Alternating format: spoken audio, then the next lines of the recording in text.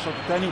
بدأ انيستا في الدقيقة السابعة إثر تمريرة من ليونيل ميسي، ولكن بعد ذلك في الدقيقة العشرين دي ماريا في هذه التمريرة ورأسية من بنزيما الذي يحرز هدف التعادل. يأتي بعدها بنزيما من جديد وبتمريرة من دي ماريا الذي يحرز الهدف الثاني. ونشاهد هنا كيف تمكن ميسي من إدراك التعادل في الدقيقة 42. هدفان مثل ما ينتهي الشوط الأول بهذه النتيجة.